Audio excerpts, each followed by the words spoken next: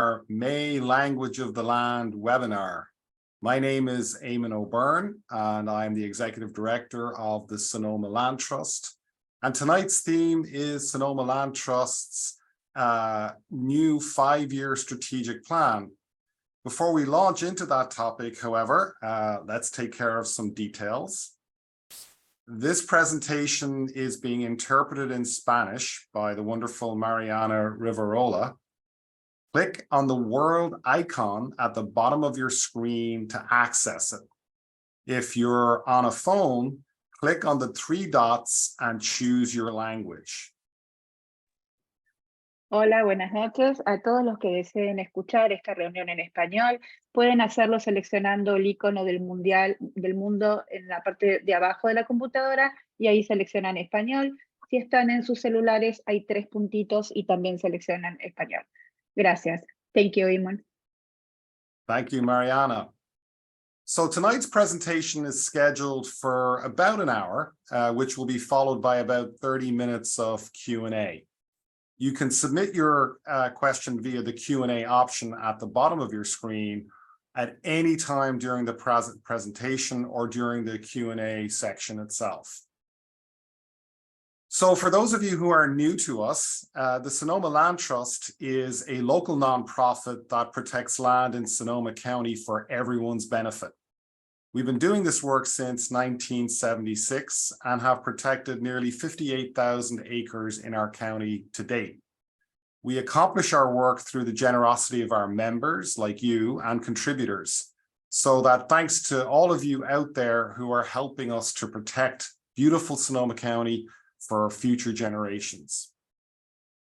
Before we begin, though, to talk about our work, it is important that we acknowledge those who have come before and are with us today, who were both the original and the current descendants of those who were here first to care for this land. As we pursue our mission of conserving land in Sonoma County, we recognize that we stand upon the unceded ancestral lands of many Indigenous people. We honor their knowledge, their care, and their stewardship of this special place across the ages. And we acknowledge the deep and lasting damage that colonization has inflicted upon them. We embrace our responsibility to learn from and protect their cultural and traditional connections to the land. So before I begin to talk about our strategic plan, I would first and foremost like to share some statistics with you all. So something to consider. Europe has embarked upon an ambitious process to restore 60 million acres of degraded forest in Central Europe, Central Asia, and the Caucasus, all to be completed by 2030. A new marine reserve of approximately 127,000 square kilometers of ocean was created around the island of Niue. Over 100 community conservancies have banded together to protect Kenya's natural resources and create a better future for people, wildlife, and landscapes. The Land Trust movement has partnered with local communities to preserve more than 60 million acres. That's more than all of the national parks. And 60 million of those acres was done in the last 10 years. That's 70% of the growth in protected lands. And it's committed to doubling that number by 2030. Since April of last year, California has added 631,000 acres of protected lands over 83 projects as part of the state, federal, and global initiatives to protect 30% of the planet's lands and waters by 2030. It's also known amongst us all in this world as 30 by 30. So I realize it's not particularly usual to begin a discussion of how we address climate change and biodiversity by talking about the good news. But I think, like all of us, it can be a little difficult to open up that page on your phone and to resist the temptation to doom scroll and focus on all of the bad news that seems to be the focus of all the media stories in the last couple of years as it relates to climate change. Our strategic plan is part of a global movement. We've all heard the somewhat hackneyed phrase, think globally, act locally, but that doesn't make it any less true.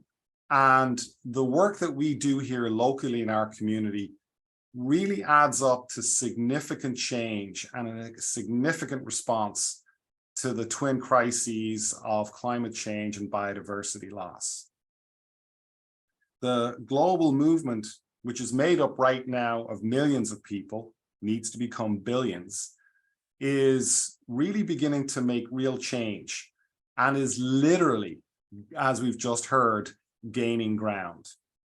We invite you tonight to dig in with us into the plan and to learn about the very key role that conservation plays, not just in tackling the biodiversity crisis, which I think most people intuitively understand, but also its role in dealing with the climate crisis. I hope you'll be inspired to think about the part that you'll play in doing this work in partnership with us in the next few years. So really tonight is not just about grieving what's happened, but about the action we're going to take to reverse the tide. Our strategic plan comes of many months of consultation with our peer organizations, with government agencies, with our communities, with our funders, and it's also based on the very latest in conservation science. It's essentially a blueprint for building resilience, climate resilience for our community, and restoring Sonoma County's marvelous biodiversity. It's our contribution to the work being conducted by 940 of our peer land trusts across the United States. And as I've said, hundreds, if not thousands of organizations like ours in 190 countries across the world, all of whom have signed up to similar projects that come under that 30 by 30 rubric. In other words, 30% of protected land by 2030. We've developed 6 interconnected strategies, 6 interconnected multi-benefit strategies that are focused on land, on water, and on people. Tonight, we're not going to go through point by point, through page after page of strategic planning, but rather we'd like to show you and illustrate how we're going about our work by telling stories of how this work plays out on a number of the projects that highlight each of those strategies that we are working on and how they intersect with one another. Very shortly, we'll have this plan up on our website, and you'll have the opportunity to go in, click on that website, and essentially follow the plan and go as deep as you like, or skim it overall, but it's definitely will be a choose your own adventure experience. It's a living document, and we really encourage and welcome feedback, which you can always send to our info@sonomalandtrust.org email address. We also want to underscore that this plan is not just a bunch of hand-wavy aspirations. It's grounded in science, and it has very focused targets. We're aiming, for example, in the coming year to secure pretty close to 2,000 acres of protected land. And we have very specific things we want to do with that protected land. For example, we've just closed, as some of you know, on 174 acres of wonderful oak savanna habitat and vernal pools habitat in Bennett Valley, the Sonoma Mountain Vernal Pools project. Next up, we hope that we'll be closing on the 654 acre property of McCormick Ranch, which will provide a major connector between Sugarloaf and Hood Mountain Parks, and provide yet more buffer and room to roam for the Miacamas Blue Ridge Wildlife Corridor. And we're glad to welcome Jim Perry, who's the wonderful landowner we've been working with to make sure that this happens. By the end of the year, we will have secured Camp 4, which is a property on the Sonoma San Pablo Baylands to further our sea level rise work. And as you've all heard, the final hurdles have been removed in our acquisition and transfer to the city of Santa Rosa of the Santa Rosa Southeast Greenway. And more news on that to come in the coming weeks and years. And there's more, even more in the pipeline. So tonight we're previewing not just what we're doing, but how we're doing it. So literally, we don't want you to despair, because that's been the default position in the conversation around the biodiversity crisis and the climate crisis. There are things that we can do, that we are doing to solve these problems. We can, in fact, we must, because there's no other choice, solve these problems. We hope that you will read our plan, learn about the role that conservation plays in all this, and you see and hopefully will learn more about the role that you will play in all of this. So without further ado, I'd like to introduce John McCaull, who is our Director of Land Acquisition. John has been with us now for just going into his second decade, if you can believe it. And he's going to talk to you about multiple intersecting strategies and how they meet on some of the key target lands that we've been and are about to acquire. So over to you, John. Thank you, Eamon. Good evening, everybody. As Eamon said, my name is John McCaull. I'm the Director of Community Conservation for Sonoma Land Trust. Been working in our land acquisition department for 10 years, starting in 2013 as a program manager for the Sonoma Valley, Sonoma Mountain region, and then taking over as department director in 2020. My primary job with the Land Trust is to work with landowners and our many partners to raise the money and negotiate the sale of lands that we want to protect, that we've identified as a conservation priority in our strategic plan. And I'm going to take a few minutes tonight to talk about two big success stories for 2023. Both of these have been long-standing projects for the Land Trust, which is a reminder that our work isn't always necessarily quick, but if we stay with it, we can achieve tremendous successes. So next slide, please. I'm going to start with the Sonoma Mountain Vernal Pool Preserve. As Eamon shared, we've organized our work around strategies that address climate change, the challenges of climate change, how can we adapt, be more resilient, and that ties in directly to the diversity of landscapes that we have in Sonoma County, the special places. This property really addresses three of our strategies: preserving biodiversity, living with fire, and what we call nature nearby, which is trying to get as many different ways that people can get out into nature in both urban areas and wilder places in an integrated manner, working these three strategies together.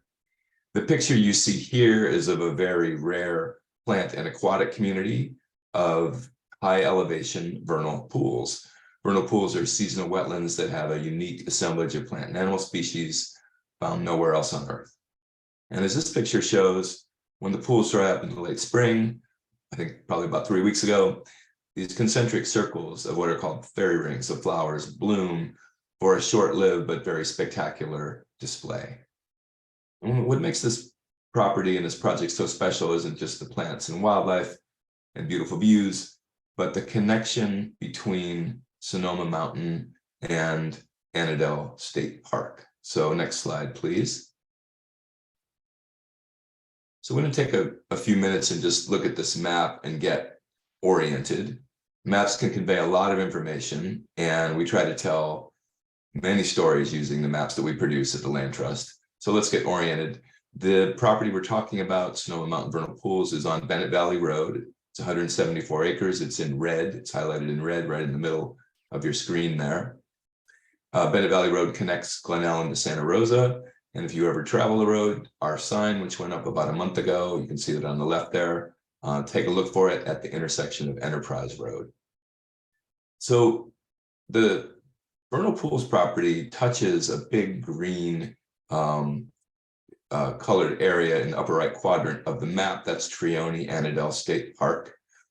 And what I want to do is just look in a clockwise fashion at how lucky we are, first off, to have this assemblage of state parks, county parks, and protected lands so close to Santa Rosa, so close to Sonoma and the towns of the Sonoma Valley. So in a clockwise direction, you have Annandale in the upper left corner, Sugarloaf Ridge and Hood Mountain Regional Park in the upper right corner. The lands that are in orange, yellow color are protected by conservation easements. So those are privately held, but they're conserved and in some cases allow for public access. You have the Calabasas Creek Open Space Preserve, which is soon going to be one of our county's newest county parks. And then coming around to the lower part of the screen, the Sonoma Developmental Center, Jack London State Park, and then North Sonoma Mountain Regional Park. That's over 12,000 acres of land that is essentially connected and increasingly managed with multiple partners and parties. So the next thing to notice on the map is the brown coloring. That is, as Eamon mentioned, and it kind of bleeds off the screen in multiple directions, but that brown coloring is the Marin Coast to Blue Ridge critical linkage, which is a mapped wildlife corridor stretching from the Marin Coast to the mountains of Napa and Lake counties. Much of the land that we protected is within this wildlife corridor. Again, coming back to our biodiversity strategy, that's why these lands are so important, not just for Sonoma, but for the whole region. Now, much of this parkland and open space also burned in the 2017 and 2020 fires, including most of the Sonoma Mountain Vernal Pools property. The lesson and priority for the Land Trust is that we not only have to protect and manage land for plants and animals, for wildlife, but also we need to be ready to work with fire agencies and neighbors to make our communities safer and our forests and landscapes more resilient.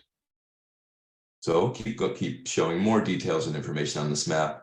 You'll notice a red solid line and dotted line that stops and starts. There's segments across various portions of the map. That's the Bay Area Ridge Trail. Those are either existing or planned segments of the Bay Area Ridge Trail, which is a 550-mile multi-use loop along the hills and mountain ridge lines ringing the San Francisco Bay. Currently, over 400 miles of the Bay Area Ridge Trail have been established. And if you can imagine, again, we were looking at all these properties on the map as connected. One way they could be literally connected is by expanding the Ridge Trail between these various parks, and the Sonoma Mountain Vernal Pools property in the long run is hopefully going to be one of those connectors from North Sonoma Mountain to Annandale, Trione Annandale State Park. Next slide, please. This is just a little more background talking about what our plans are for the property specifically moving forward. So we couldn't do our work without the cooperation of private landowners. So much of Sonoma County is in private ownership, and we don't have big national forests or big national parks. So a lot of land that's in private ownership is honestly the key to conservation, the key to climate resilience, and working with those private landowners, some of whom thankfully would like to eventually sell and transfer their land for permanent conservation. So many thanks to the Dinner Ferris family who sold us the Sonoma Mountain Vernal Pools property.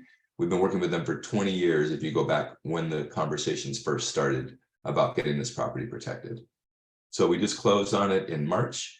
I want to recognize our funders, the Gordon and Betty Moore Foundation, the State Coastal Conservancy, California Natural Resources Agency, and Sonoma County Ag and Open Space District, as well as private individuals. We're all funders for this transaction. And we're going to hold the land. Land Trust owns it now. We're starting to run on the land program. So if you want to get out on a hike, please go to our website.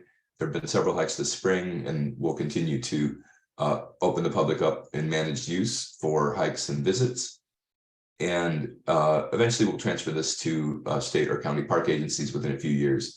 But we're the lucky and proud owners of Sonoma Mountain Vernal Pools. So please even take a special ride on Bennett Valley to notice this property. It's on both sides of the road. And then check our website for the opportunity to visit in person. Next slide, please. Okay. Well, switching to McCormick Ranch, and as Eamon mentioned, one of the owners of the property is on our call tonight, Jim Perry. Whomever came up with the phrase God's country must have been thinking about McCormick. This is some of the most beautiful land I've ever had the privilege of visiting. The history of the ranch goes back to early California statehood and the rise of the Bear Flag Republic. The property, 654 acres, straddles the Sonoma-Napa County border. So it's the high ridge line, the watershed divide between the Napa River, Sonoma Creek, Santa Rosa Creek, and is adjacent to Sugarloaf Ridge State Park. It connects to the park. The ranch originally was 3,000 acres, going back to the mid to late 1800s, sheep and cattle grazing. But since the 1990s, there hasn't been a lot of agricultural or grazing activity on the property, and the owners have really focused on conservation. Much of the historic ranch was transferred into the state park system already, the McCormick Edition, if you've hiked in Sugarloaf, and other lands are protected by conservation easement. So such a strong partnership with the Perrys and the Learned family. Thank you so much. The property we're going to talk about today is the remaining 654 acres of the original ranch. We've been working with the Perry family since 2017, when we were approached for discussions around sale.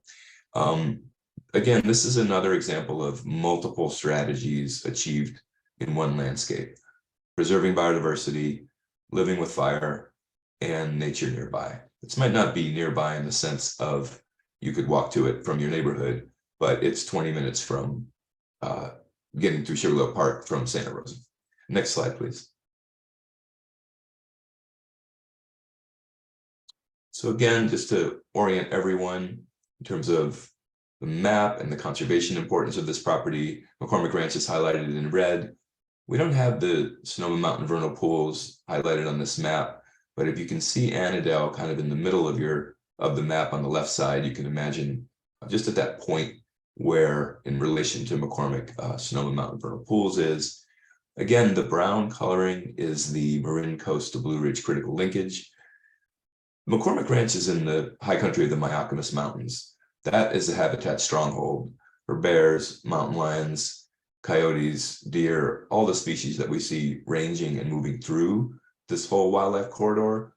One of their goals is to get to places like McCormick Ranch because of the solitude, the tremendous habitat values, and the protected landscape around it. The other thing about McCormick Ranch is that you can see forever.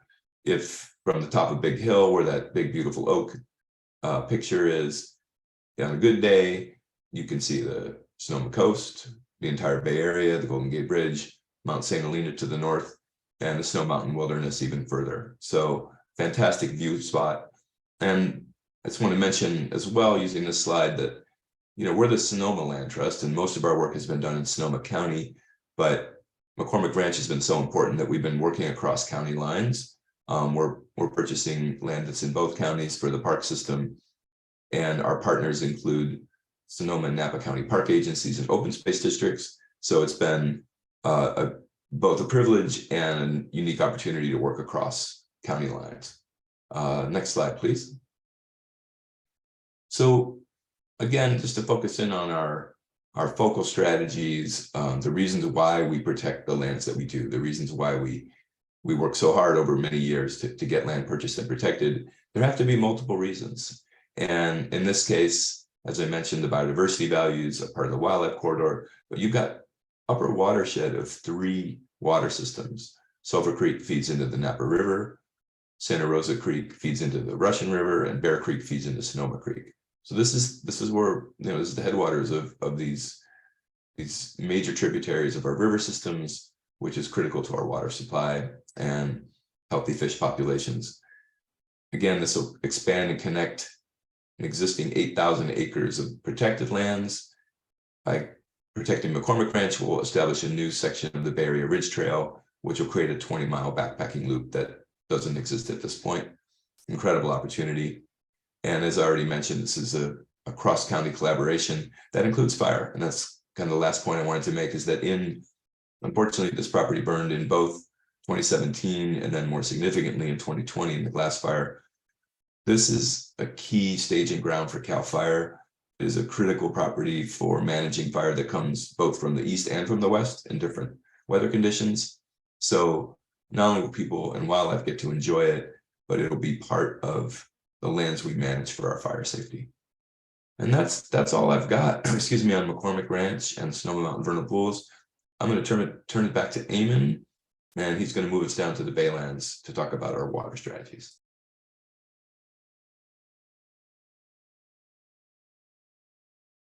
A winter where we experienced, somebody counted 19 different atmospheric rivers, which came on the heels of years of punishing drought. Water has become such a central issue for our way of life and our future in Sonoma County. One of the most important things you can do for water is to protect and restore significant watersheds. Next slide, please.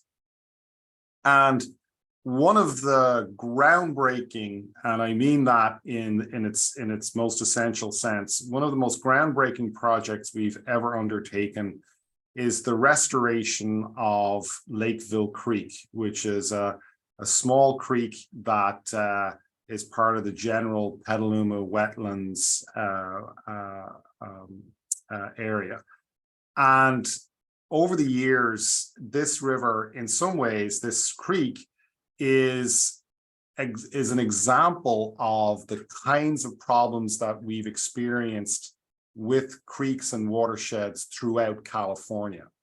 There's a lot of different reasons why these watersheds have suffered, amongst them being redirecting the water flow to prevent flooding. Sometimes it's for development purposes, and in other cases, it's been caused by overgrazing.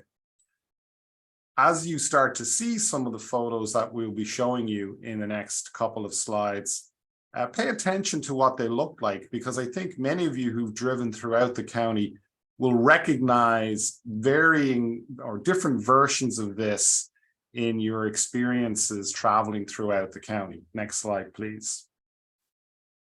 So the vision and the goal of the project is to put back the function to a pretty degraded 2-mile long or so stretch of Lakeville Creek and its associated wetlands, and reconnect that channel to its natural floodplain.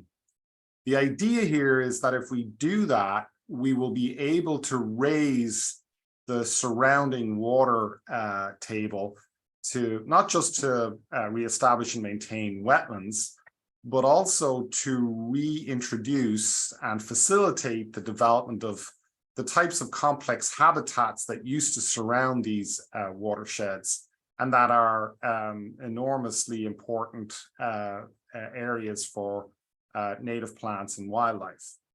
And we want to create what's called an alluvial fan system. In other words, the flow of soil and other things that are close to the historic conditions, and that doesn't require a lot of human intervention to keep moving, and is resilient to climate change in the sense that it's not the restoration will prevent the kind of channelizing and increased pressure that heavy rainfall can cause, and leading to downstream flooding.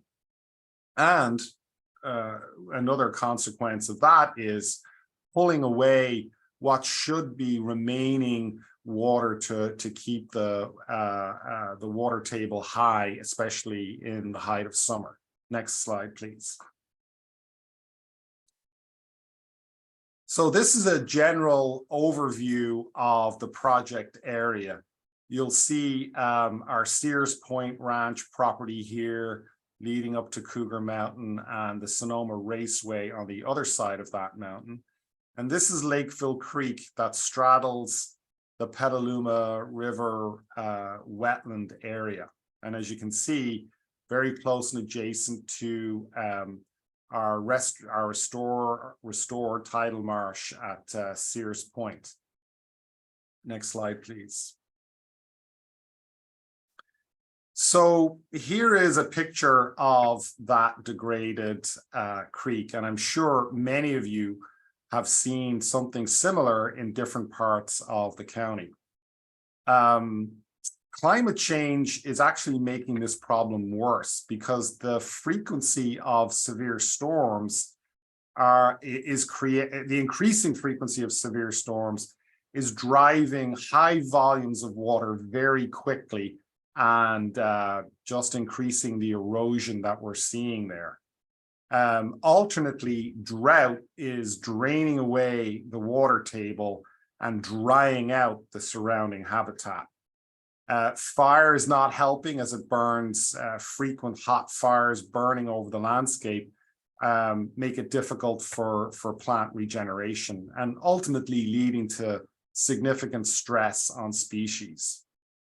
Eroded creeks, as we've talked about, lose their ability to slow storm water. When you turn something into a creek like this that's very channelized, you're basically turning it into a pipe and increasing the velocity of the water. You're reducing its ability to recharge the underground aquifers and wetlands. It reduces soil vegetation moisture, and again, habitat disappears. Next slide, please. So we have been working with teams of scientists to figure out, how do we best restore this landscape? How do we best restore this creek? And one of the ways that you can do this in many types of creeks is to create what we have here, large bundles of native plants strung together to mimic the effect of beaver dams. In the technical jargon, these are beaver dam analogs. Unfortunately, the creek was just too eroded for that to work. We would need many of them over many years and constantly maintained in order to restore the creek back to its natural structure. So we needed to think about a different way to approach it. Next slide, please. So one of the things that became clear as people started to study the problem in more depth is that historically, many of California's rivers don't actually start with a headwater spring, so to speak. In other words, before there was a river channel, there was a meadow, and a very typical wetland meadow that was the origin point for many rivers and streams throughout California. Next slide, please. And that, and I won't go into all of the details of this very, very complicated diagram here. But what became clear is that for many creeks, before they became recognizably creek beds or river beds, sinuous single threads working their way through the landscape. There was a stage 0.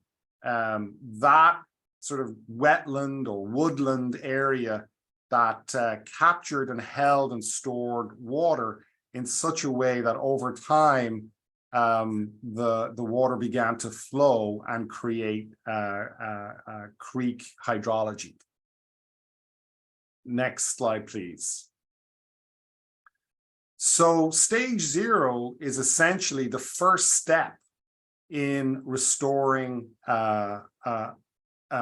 this type of creek in California, essentially to recreate the meadow conditions that will help to restore natural flow by paradoxically filling in large parts of the creek with nearby soil. Next slide, please. And what we discovered was that earlier, a lot of soil had already been trucked into this area several decades ago to try and deal with some of these problems. Their knowledge at that time wasn't as sophisticated as it is today, and it didn't always go in the right places. And what we've discovered is that there's enough soil for us to move here to put it in the right place to be able to recreate that stage 0 effect. Next slide, please. So the current state, if you wanted to take a side view of it, looks something like this. Sparse vegetation, an incised channel with a continuously eroding bank, and a pretty low water table. Next slide, please. This is what we're looking to achieve.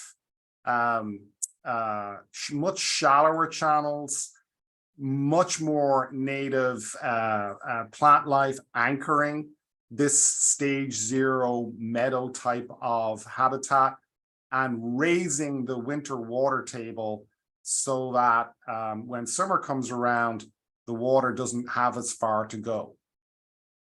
So that is what a stage 0 project looks like. There are very few examples of these anywhere in California. There may be just 1 or 2 others. Next slide, please. And one of the reasons why we've been able to move so quickly on this project is that California decided, very wisely in our opinion, that it didn't make any sense for conservation organizations to go through the same process of permitting and analysis to do good projects which help the landscape in the same way that someone wanting to build a shopping mall.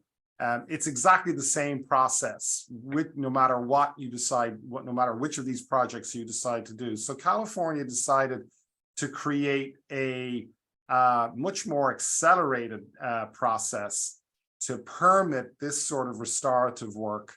And our project was only the second selected under this new regime. So we have the statutory exemption to get moving on this right away. And we expect this work to be completed within the year. And it'll take about 5 years for all of that work to reach its full fruition. But the basic redesign and restructuring, as I say, we expect to do in the next year. It's been closely watched by peer organizations all over California and the United States as the groundbreaking project that it is, and will serve as a model for how to do this kind of work elsewhere in the West. Next slide, please. So the other aspect of water is sea level rise. And, you know, people will remember from this dramatic photograph, the period during 2017 when Highway 37 was shut for 2 weeks. Thankfully, we were spared the worst of that this winter. But if the El Nino predictions hold true for the coming years, we could very well see more of this occurring more frequently. Next slide, please. So as you can see, we've delineated 2 project areas throughout the San Pablo Baylands for restoration work to restore diked and drained baylands back to their original condition, to buffer local communities and pretty critical infrastructure like Highway 37 and the proposed smart rail from the effects of sea level rise. This is one of the best places that you can do this in because there are no very large communities in the way. For example, such as some of the communities in Southern California. So this is also an example of how we can restore back some of the 90% of wetlands that we've lost in the last 150 years. We are focusing on these areas not only because of their potential to reduce sea level rise and benefit the entire Bay Area, but also to restore up to 10,000 acres of lost habitat sitting right in the middle of the Pacific Flyway, which, as many of you know, is one of the most important migratory routes in the world that is traveled by billions of animals each year. Next slide, please. Zeroing in a little tighter, one of these areas is the Sonoma Creek Baylands. And the goal, as I say, is to restore up to 10,000 acres. The work that we're doing is to, as I say, recreate the original meandering waterways and wetlands in this area that are currently kept dry through a whole series of interlocking levees and drained lands, which fall largely on the responsibility of the landowners to maintain. Next slide, please. One of these areas shown in the earlier map is the Camp 4 Ranch. This was flooded in the recent winter storms. And as you can see, it's approximately 1,000 acres right in the middle of this project area. We're expecting to close on this property by the end of the year. And everything is in place for that. And we hope to celebrate that good news pretty soon. Next slide, please. Here is an orientation for where exactly it is relative to our project area. And as you can see, it abuts places that are now part of San Pablo Bay National Wildlife Refuge that we have historically helped to acquire and add to that refuge. Ultimately, over time, we are working with the Fish and Wildlife Service to extend the boundary of that of the preserve, the wildlife preserve, and extend it so that it will come under the management of the Fish and Wildlife Service. Next slide, please. And to show you ultimately where we're headed, you'll see here, this is our Sears Point restoration work that's about in year 10 or year 8 of its inception. And as you can see next to it, there is a more mature end state that we are aiming for. So ultimately, we'd like to see, and we've learned a lot about how to do this right, to turn the Leveroni Camp 4 project into something closer to this, and then ultimately into this magnificent wetland preserve, buffering sea level, and offering all sorts of habitat for the many species that call this place home and call it an important rest stop in their journeys across the continent. So that's the work we have related to water. And to talk about our work with communities, I'll turn it over to Neal Ramus, who is our Director of Community Engagement. Good evening, everyone. Thank you for joining us. I have the pleasure to speak with you tonight about our people strategies in our strategic plan. The people strategies are the newest areas of our work, and as such, we'd love the moment to take the time to explain them a little bit to you. I'm going to be talking to you about our two major people-focused strategies through the lens of the Southeast Greenway, which many of you may be familiar with. And I'm the one controlling slides, so all right, there we go. So the Sonoma Land Trust has been partnering with a group called the Southeast Greenway Campaign since 2014 to help secure the old Highway 12 right-of-way that extends from Farmers Lane to Spring Lake Regional Park. You can see that in the map in front of you. I believe you can see my cursor. It starts right here where Highway 12 ends. Then you'll see this lovely strip of green that goes all the way through past Montgomery High School up to Spring Lake. For those of you that weren't familiar, it's a 2-mile long stretch of land that's about 50 acres. And it was originally destined to be that highway until Spring Lake was constructed. When Spring Lake was constructed and they abandoned some plans for a bridge, they left the lands to be fallow, and they've been surrounded by primarily 1950s style smaller homes, high density and lower income housing.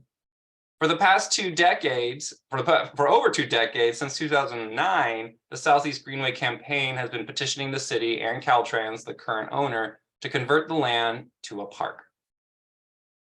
So how does this park illustrate our people-focused strategies for conservation?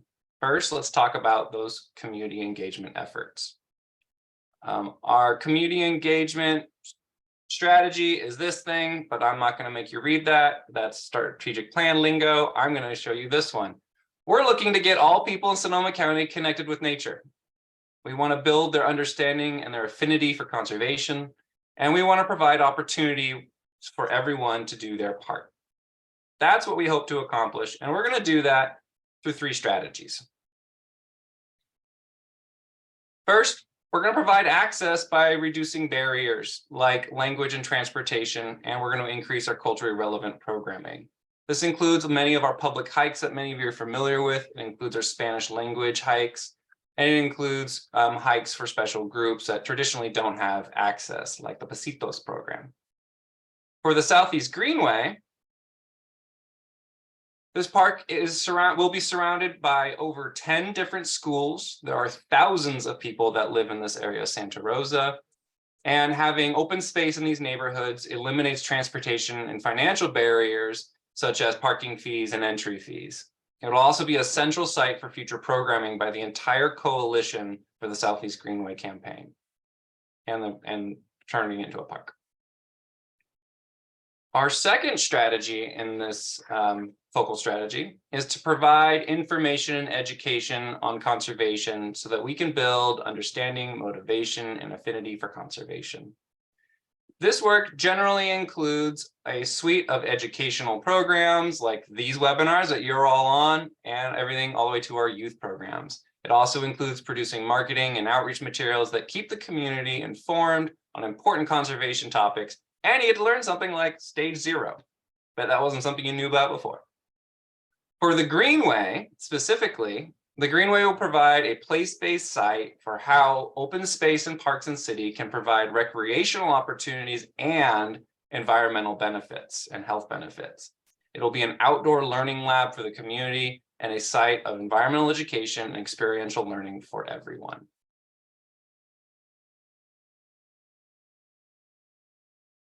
Our third strategy around empowering communities for conservation is opportunities to act for conservation. These opportunities are key to harnessing that motivation and that enthusiasm that we've created in the former 2 strategies. This includes reintroducing or relaunching our volunteer program, ramping up internships for college students, and advocating for and organizing community input for parks and open spaces so the community can get the types of open spaces that they want. The Greenway specifically can provide nearly limitless opportunities for the community to engage with open space. For example, community gardens, stewardship and restoration work, and citizen science projects. In the near future, our efforts will be hyper-focused on getting everyone, including everyone on this webinar, engaged with the park planning process and the development process so that everything that this community needs, the Santa Rosa community needs, can be fit on those 47 acres. So if we do all that work, what's the impact? Well, if we do our part to provide access, education, and opportunities for everyone, regardless of the background or who they are, we will have a united community that can fight for protecting nature, saving and restoring all of our lovely open spaces, and supporting conservation through participation, through donating, or voting. The Greenway is only where it is today through many of these same strategies, so we know they work. Next, I'm going to talk to you about our last strategic focus, the sixth one that you've heard about tonight. I know it's a lot. Thanks for sticking with us. This one is called preserving nature nearby. We like to just call it nature nearby. This is the strategic plan lingo. We're going to skip that. We want all people, regardless of race, ethnicity, or socioeconomic status, to have open spaces, parks, and nature where they can benefit from them. It is important because in addition to the recreational and personal benefits of having parks close to home, there are significant climate resilient benefits that come from more parks in urban spaces. So what do I mean by that, and how are we going to do it? Well, there's three more strategies in preserving nature nearby that I would like to draw connections with the Southeast Greenway. Here's that map again. You'll notice that us land people, we love maps. So thanks for sticking with us. Our first strategy in nature nearby is acquiring lands in neighborhoods that don't have access to a park within a 10-minute walk, about half a mile. This work includes working with local cities and community leaders to find places for new potential parks and supporting groups that are looking to purchase land for new parks. It's guided again by that 10-minute walk parameter, which this map right here shows you priority park areas. The darker the purple, the more in need they are of a park. You can see the dotted lines on that map where that greenway is, and you can see it cuts through several of those high park need areas. According to our good friends at the Trust for Public Land and their ParkServe tool, a mapping tool that is also a database that measures and evaluates park access in cities, over 6,700 people live within a 10-minute walk of the future Southeast Greenway. This singular park, you can see everything in yellow is what's considered a 10-minute walk. This single park will double the park access in this area of Santa Rosa alone. My favorite factoid, the Southeast Greenway is longer than the National Mall. I just think that's fun. Third, we will be working and centering marginalized communities to identify potential open spaces to protect for their benefit. This work includes partnering with groups like Outdoor Afro, a national organization, as they look and investigate finding potential places for them to call home, for them to have outdoor recreation spaces and a safe place for their own programming. It also means that we'll be centering those marginalized communities when we evaluate potential new parks. What does that look like and how do we do it? This map shows income disparities in the area of Santa Rosa. You'll notice, again, the darker the pink, in this case, more concentration of lower income folk in that area. And you'll see the Southeast Greenway cuts right through it. Similarly, communities of color have historically been excluded from open spaces. This map shows, again, based on census tract data, concentrations of people of color and where they live. And you'll see again, that 10-minute walk fully encompasses many of these communities. And lastly, some of those ecological benefits I mentioned. This is a map that's kind of scary. It shows the disproportionate impact that climate change and heat can have within our communities. The darker the red, the more what's called a heat island. It means there's less trees, vegetation, and all sorts of other things like pavement that disproportionately increase the temperature in that area and cause significant damage to populations. It kills people. Again, throwing a park right through the center of that, cover it with trees, removing asphalt will directly benefit these communities by reducing heat. And our third strategy of nature nearby is expanding parks. We want to make more parks, adding more parks to our existing parks. This work includes many of our acquisitions that you heard about today, everything from vernal pools being open to hikes, to the McCormick Ranch extending Hood Mountain, all the way to Camp 4. If it becomes part of the refuge system, that is open to the public. That is more access for more people to create more connection with conservation. The Greenway, specifically, as seen here, will be transferred to the city of Santa Rosa to be a community park in perpetuity. So again, if we do all this, what's going to happen? If we help create parks and open spaces in cities, center BIPOC organizations and communities looking to engage and benefit from nature, and significantly add to the county and state park lands in this county, we can dramatically increase how much nature is near and accessible to people. That is actually all of our presentation for tonight. I hope you stuck with us through 6 different focal strategies. I know it's a lot. I hope by focusing on specific projects that we were able to help illustrate all the multi-benefits we look for every single project that this organization takes under its wing and tries to accomplish. We have time for some Q&A at the end, but first, I have a little bit more housekeeping. I would like to thank my lovely colleagues here and Mariana for joining us tonight to help talk about our strategic plan and for sticking around for our Q&A.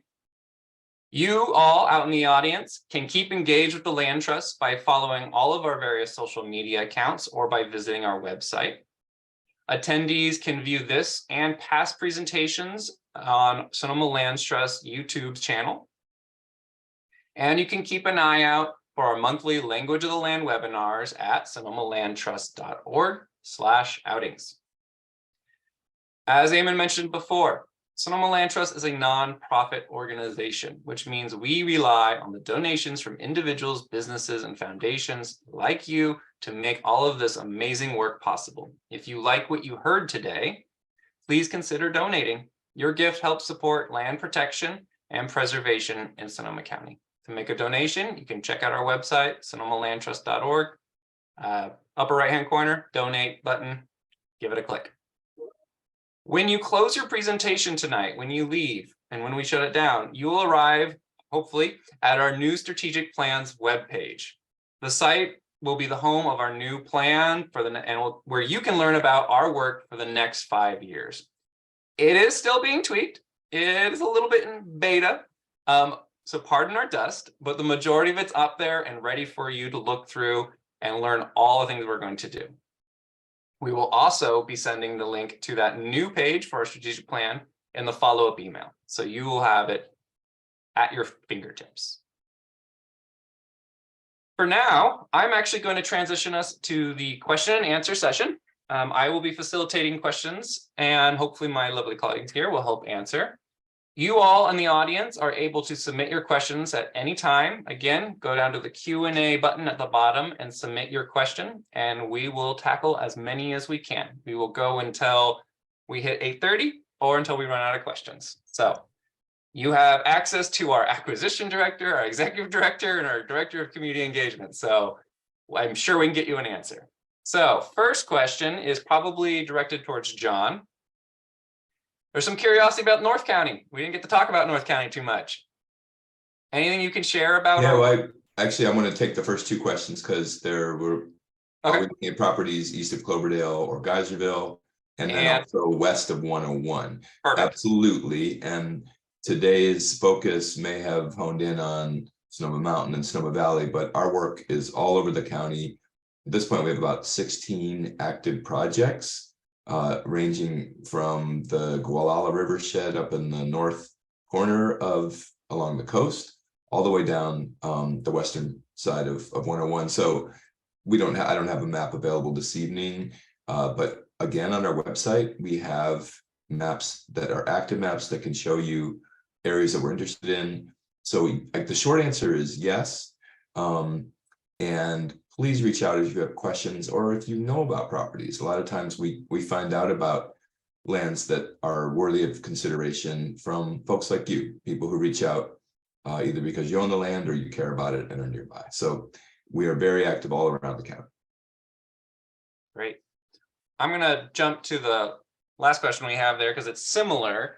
I would expect west of 101 in Santa Rosa to have more heat islands, low-income folk. Is our work being done there?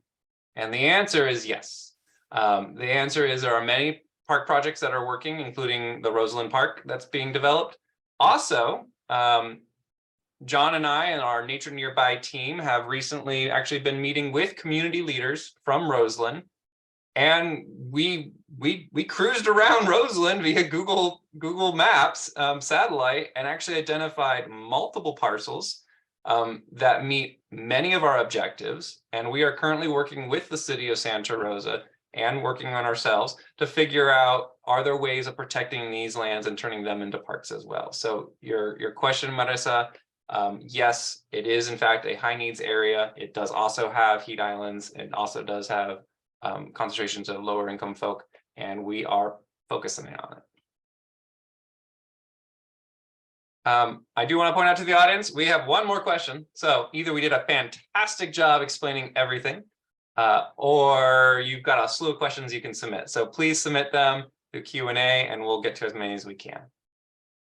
The other question is, can you share any general information about the financial position of SLT or the financial status of SLT can be found? Eamon, that one's you, buddy. Sure. As a registered California 501c3 nonprofit, we are required to make our audited financials available online where you can find them. And for those of you who want the cliff notes instead of pawing through pages and pages of audited financials, we have the platinum seal of approval from GuideStar, which is the nonprofit evaluation organization in the United States. So you'll have a lot of questions answered there and provides a lot of information.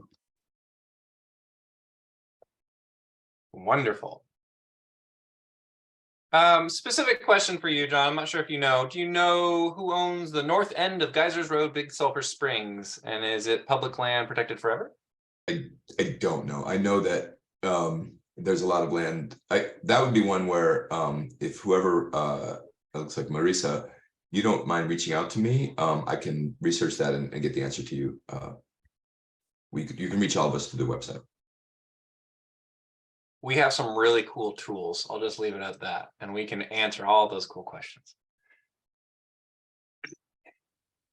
John, I'm going to keep you up here for a minute about SDC.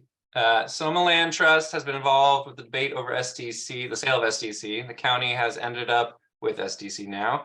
Not everyone was happy with the housing density and the wildlife corridor. Is SLT doing anything further about the corridor? So just to clarify, Sonoma Developmental Center, which is a 1,000-acre property in Sonoma Valley, we have been working for about a decade to get the open space portions of that property, which is almost 75% of the land, into the park system as it closed as a state hospital for people with developmental disabilities. So the exciting news this year is that in the state budget, all of the land outside of the central campus will be transferred into the state park system effective July 1st. So a lot of the land now that people are able to enjoy will become part of Jack London State Park, both on the east and west side of the campus. The campus itself was essentially put up for sale by the state. So that's the 200 acres developed within the larger property. There is a developer group that is basically won the bid for the purchase. There's a lot of negotiations before any dollars change hands, before there's any actual agreement to buy it. But right now the state is negotiating for the sale of the campus. Over at least over the course of the rest of this year, our focus is going to be on getting that parkland opened, accessible, figuring out how people can use new trailheads and use the campus for parking. So our focus really is on the wildlife corridor and the open space lands. It's going to be quite a while before the housing development comes back around with some specifics for us all to look at. So we thankfully get to work on the fun part and the part that's closest to our mission first. And we'll have many years moving forward to debate future development out there as well. Thank you. Eamon, do you have anything to add to that? You're on mute. Your sound keeps getting delayed. Try again. How is this? Is this better? Yep, thank you. Just to add on to what John was saying, this is the process that we all were unceremoniously bundled through last year. That's just the start of the whole debate. And it's going to be, as John says, quite a while, years, before we see any shovels hitting the soil relative to development at SDC. There is so much more to be figured out. And the plan that the county approved has a lot of detail that they've said needs to be filled in. So there's more to be done. There's more discussions to be had. We stand by ready and awaiting developments and beginning conversations and sharing data about the wildlife corridor, about its significance, and bringing a pragmatic approach to how we can protect that corridor long into the future. So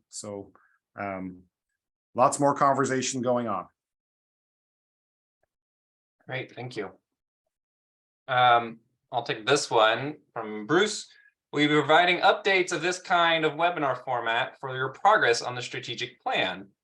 Our hope is to provide as much update as we have an audience that's interested in it. We are discussing accountability. We do report to our board. And if there's interest from our audience in this type of update in the future, let us know. Let me know. And we can get that to our program team, and we can put that in the hopper. Similarly, someone was asking, thank you for all the land you protected. Would it make sense to explain some of the process for acquiring conservation easements at some point? Thanks for all you preserve. Would it be help? Maybe it would help getting lands. I appreciate that, Kimberly. We as land trust people love conservation easements. They tend to be incredibly technical and legal and very confusing and very unique to every single property. So we've thought about it in the past, having our conservation easement program manager come in and do a primer, probably more than anyone wants to know. Again, if you are interested in that type of deep dive learning, please let us know. You will get a follow-up email from this webinar asking you to complete an evaluation survey. In that survey, it has a point asking, are there other things you want to know about? Let us know. We would love to meet the needs that are out there. So thank you for all that. I also hear that there is an episode of the TV series Yellowstone that goes into quite a lot of depth. So if you're in the mood for some Hollywood explanations of what a conservation easement is, maybe that one is the right one to look at. Take it with a grain of salt, especially all the westernness. So ours might not be as exciting as Yellowstone, but we will try to hopefully get everyone to understand. All right. How can I join the effort to change creeks? Do you need speakers? Do you train them? That's a good question. I think we're still in an experimental research and development phase. This is only the third or fourth such project of its kind in California. So watch this space. That may very well become the next big target of community conservation. So not right now, but maybe soon. And I'll speak to the speaker part. I alluded to the relaunch of our volunteer program. Part of volunteerism at the Land Trust has always been outreach and tabling and speaking. So if you're interested in volunteering with the Land Trust, keep an eye out on our e-news. We will be relaunching our volunteer program in the fall, and we'll be excited to have you on board. I'm going to let Eamon nerd out on this question, and I assume it's heat island effects from Natasha. What are the strategies for addressing, it says island effects, but heat island effects? Well, I think, Natasha, as you probably know, but it comes as a surprise to a lot of people, the biggest weather-related killer of people in the United States, not tornadoes, not hurricanes, not even wildfires, it's heat, excessive heat events. That kills more people than any other weather-related cause, not only in the US, but around the world, and increasingly so. What we know is that also excessive weather effects, we get about 10 seconds coverage on the media because there just isn't any dramatic photographs of things being washed away or blown away or being or fire tornadoes. And just as importantly, the people who tend to die in these events are disproportionately low income and people from marginalized communities whose names we don't hear because they live in those marginalized and red line districts where there's a ton of asphalt, light industry, and little or no access to parks and open spaces. The other aspect of heat islands, and they've done tests on this, places that have access to parks can be up to anywhere from 5 to 14 degrees cooler than areas without them. And it might not sound like much, but the body has very distinct thresholds. You start to cross that threshold of 110 degrees. If you have underlying health conditions, very quickly, and even if you're a healthy human being, very quickly, those bodily systems start to fail unless you've access to cooler temperatures. So this is a very, very, very key issue. And I think some of you have seen reports that the latest science is telling us that the next 5 years is predicted to be dramatically hotter than the last 2 or 3 millennia. So that's a really sobering statistic. And that's why parks in areas where there is no access to any other open space are so important to reduce those heat island effects, to get under trees, to have that heat sequestering aspect to trees, to have open lawns and meadows and playing fields absorbing that heat. And that's something that the Land Trust takes very seriously, and we have very hard science on, and that we're moving forward to help. One of the things that you as voters, as citizens can do is to ask the county and the local municipalities to actually create significant and detailed general plans for park development in the urban spaces. And it's related to the following question, which we'll talk about, but it's also related to the whole issue of housing. Housing and the climate crisis are two sides of the same coin. We cannot solve the climate crisis without solving the housing crisis, and vice versa. And we cannot build in the places that we need to build inside the urban core without building spaces that create community, that create opportunities for health and well-being, and that buffer the effects of climate change. And we know them as parks. And so as much as we support, and this is not our area of expertise, building more housing inside the urban core, we also know that that must come with significant amount of acreage for parks so that people can make those communities very livable. Since we have a little bit of time, I'm a big visual learner, so I want to illustrate a little bit of what Eamon's talking about. And this actually came up in a conversation with a reporter who was asking about heat islands and what are their effects and how do we limit them. This is a map. This is from Park Serve, again, from our friends at Trust for Public Land. This is downtown Sonoma, the town of Sonoma. You can see the square right in the center. And that's the big long runway up to it. And you can see on the east side, what's all over there?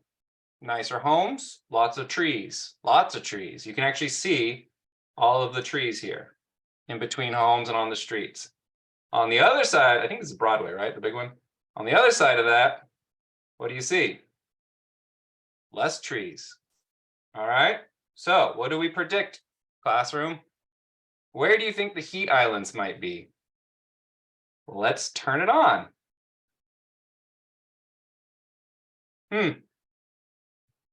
So this is just an illustration of exactly what Eamon's talking about. Decisions around trees, arborists, whose neighborhood is wide enough streets to have trees, what neighborhoods will get people to take care of those trees.